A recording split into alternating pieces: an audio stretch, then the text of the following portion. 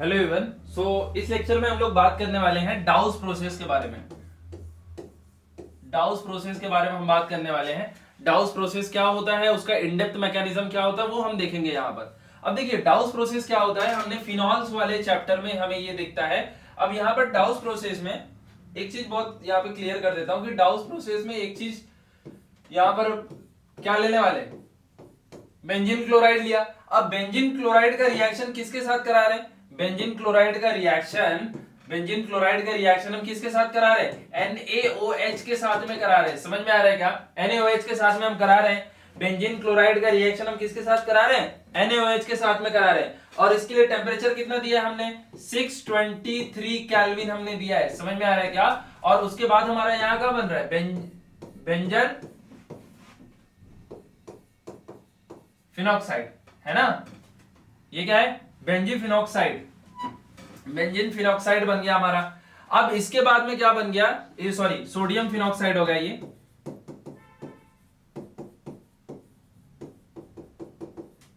Sodium phenoxide बन गया अपना। मतलब क्या हमने किया, अल्काइल हैलाइड लिया। अल्काइल हैलाइड का रिएक्शन जब हमने यहां पर किसके साथ कराया है, सोडियम हाइड्रोक्साइड के साथ में कराया है 623 केल्विन के साथ में, हमें क्या मिल गया, सोडियम फिनॉक्साइड। और अब सोडियम फिनॉक्साइड के साथ में क्या करना है हमें, बस इसको हमें H3O+ के कोई भी एसिड के प्रेजेंट में हाइड्रोलिसिस करा देंगे। यहां पर हमारा सिंपल सा क्या बन जाता है, फिनॉल बन जाएगा।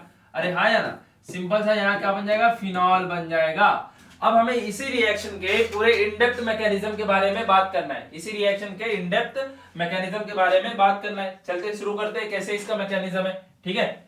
अब यहां पर देखते हैं मैकेनिज्म इसका कैसा है। इसके मैकेनिज्म के बारे में हम बात करेंगे। ओके, इसका मैकेनिज्म में यहां पर ध्यान देते हैं। तो सबसे पहले हमने क्या लिया था, बेंजीन क्लोराइड लिया था, है ना, बेंजीन क्लोराइड लिया था। उसके बाद में हमने किससे रिएक्शन कराया, NaOH के साथ में कराया था। समझ लो इसका हमने मीडियम दिया है, NaOH हम सबसे ज्यादा यूज करेंगे यहां पर।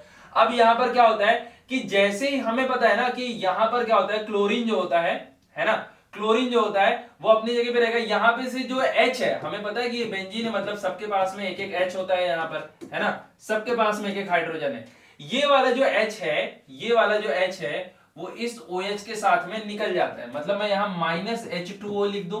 ओके, -H2O लिख दिया। मतलब यहां से क्या हुआ, हमारा H2O बाहर निकल के चले गया, पानी निकल के बाहर चले गया। अब देखते हैं आगे क्या होता है। जब पानी निकल के यहां से बाहर गया तो हमें पता है कि हमारे यहां पर कौन सा चार्ज आ जाएगा, यहां पर अपने को कौन सा चार्ज आ जाएगा, क्या एसिडिस रहेगा, यहां पर Cl आ जाएगा। यहां पे कौन सा चार्ज आ गया, H+ गया, तो ये माइनस आ जाएगा। समझ में आ रहा है क्या, इसके पास माइनस है, वो ढूंढेगा मुझे कोई भी एक, मुझे कहीं से भी एक प्लस वाला मिल जाए जिसके साथ मैं बॉन्ड बना लूं। और वही हुआ कि ये जो Na था, ये जो Na बचा हुआ था वो इस क्लोरीन के साथ में चले जाता है, क्या बना देता है, NaCl बना देता है। समझ में आ रहा है क्या। जब यहां से क्लोरीन भी निकल के चले गया, तो अब हमारा यहाँ पे क्या बनता है, अब हमारा यहां पर बनता है बेंजाइन बन जाएगा। देखो बेंजाइन बनेगा। अरे हाँ या ना, यहां पे था मेरे पास में नेगेटिव, यहां पे था मेरे पास नेगेटिव, यहां पे था पॉजिटिव, दोनों ने मिलके बॉन्ड बना लिया और क्या बना दिया, बेंजाइन बना दिया। ध्यान से समझना, यहां तक एकदम सिंपल था। हमने बेंजीन का NaOH से रिएक्शन कराया, NaCl के साथ चले गया और ये HOH के साथ चले गया और यहां पे बेंजाइन बना दिया। और यही हमारा क्या रहने वाला है, ट्रांजिशन स्टेट। समझ में आ रहा है, ट्रांजिशन स्टेट हमारा यही रहने वाला है। अब बेंजाइन अपने को पता चल गया, बेंजाइन मिल गया। अब यहां से देखते हैं हम लोग, है ना, बेंजाइन मिल गया अपने को। अब बेंजाइन से हम क्या करेंगे, बेंजाइन उतना ज्यादा स्टेबल तो है नहीं क्योंकि स्ट्रेन इफेक्ट है उसके अंदर। समझ में आ रहा है क्या। तो अब हम बेंजाइन को यहां पर लाएंगे और बेंजाइन का रिएक्शन हम किससे कराएंगे, NaOH के साथ में कराएंगे। मैंने बोला ना कि NaOH का हमने मीडियम टाइप में लिया है, तो जो कि हमें बहुत सारा यहाँ पर NaOH का सप्लाई होगा। अब देखो NaOH हमने ले लिया, NaOH का जब यहाँ पे रिएक्शन हुआ तो हमने देखा कि यहाँ पर क्या हमें देखने को मिलता है, कुछ इस तरीके से। यहाँ पर ऑक्सीजन हाइड्रोजन के साथ में OH यहां पर चले गया और इसके ऊपर कौन सा चार्ज, इसके ऊपर माइनस का चार्ज आ जाता है। समझ में आ रहा है क्या? इस वाले कार्बन पे माइनस का चार्ज यहां पर आ गया। अब आप ध्यान से समझना, ये जो ऑक्सीजन का क्लाउड है इस माइनस के चार्ज को खींचते रहता है, सॉरी ये जो माइनस है उस हाइड्रोजन को अपनी तरफ में खींचता है और इसकी वजह से क्या हो जाता है यहां पर, इसको ध्यान से देखना, वो हाइड्रोजन यहां पर आकर के बैठ जाता है और ऑक्सीजन के ऊपर कौन सा चार्ज, माइनस का चार्ज आ जाता है, ऑक्सीजन पे माइनस का चार्ज आ जाता है। अच्छा, ये OH जब आया था तो OH यहां से गया था तो ये Na यहां पर बचा हुआ है ना, तो यही Na क्या करेगा, इसके ऊपर अटैक करेगा और क्या बना देगा इसको, sodium phenoxide, sodium phenoxide ONA। Sodium phenoxide बनाने तक का मैकेनिज्म बहुत इंपॉर्टेंट था। अगर आपको यहां तक समझ में आ गया, एक बार सोडियम फिनॉक्साइड बनाने आ गया, इसके आगे एकदम सिंपल है। देखो हमारा सोडियम फिनॉक्साइड बन गया। अभी सोडियम फिनॉक्साइड को हम यहां पर लेते हैं, सोडियम फिनॉक्साइड को हमने यहां पर लिया